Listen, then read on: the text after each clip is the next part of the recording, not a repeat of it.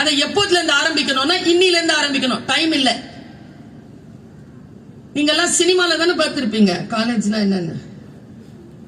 அங்க யாரு ப்ரொஃபசர்? பல்லவி madam, Nayanthara madam,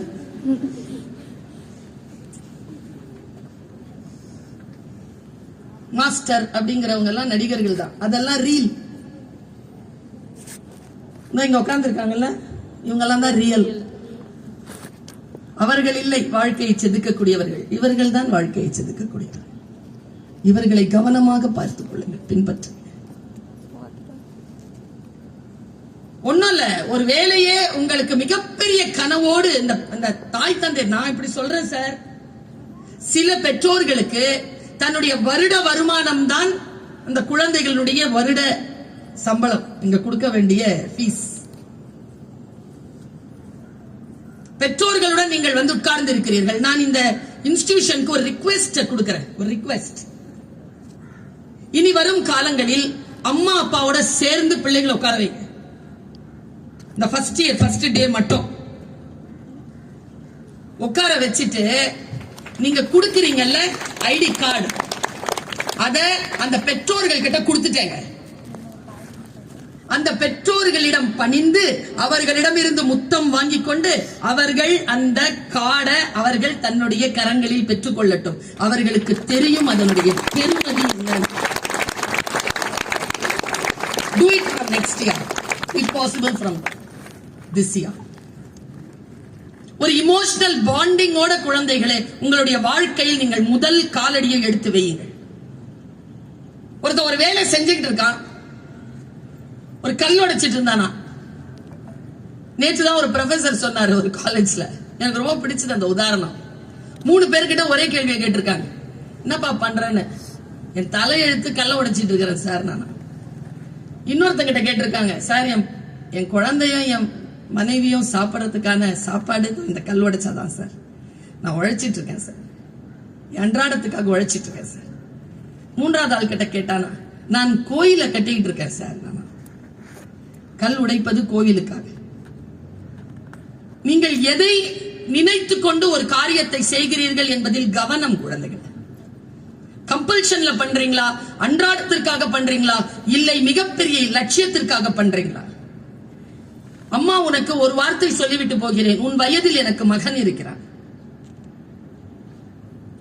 நீ எதை தேடுகிறாயோ அது உன்னை தேடுகிறது. இத நான் இந்த வயசுல இருக்கக்கூடிய பசங்க கிட்ட சென்னையில பேசிட்டேன்னா ஒருத்தன் எழுந்து கத்துறான், இன்னொரு வாட்டி சொல்லுங்க மேடம். ஏண்டா, நான் எதை தேடுகிறேனோ அது என்னை தேடுகிறதா மேடம்? ஏய், நான் சொன்னது வேற, நீ நினைச்சிட்டு. நான் சொல்றேன் பார், நீ எதை தேடினாலும் அது உனக்கு வரும். எதை தேட வேண்டும் என்பதில் முடிவாக இரு. மிக உயர்ந்த நிலையில் போய் உட்காரணும்னு நினைச்சேன்னு வச்சுக்கேன், ஆழ் மனதில் அந்த ஆழமான அந்த வேகமும் அந்த ஆழ மனதிற்குள் அறமும் இருந்துச்சுன்னு வச்சுக்கோயேன், இந்த பிரபஞ்சம் உன் காலடியில் அந்த கனவை கொண்டு வந்து சேர்க்கும். நான் சும்மா பேச்சுக்காக சொல்லல, நான் வெறும் பேச்சாளர் கிடையாதுப்பா. 25 இயர்ஸா நான் ஒரு காலேஜ்ல professor. I am an associate professor and head of the department of Tamil.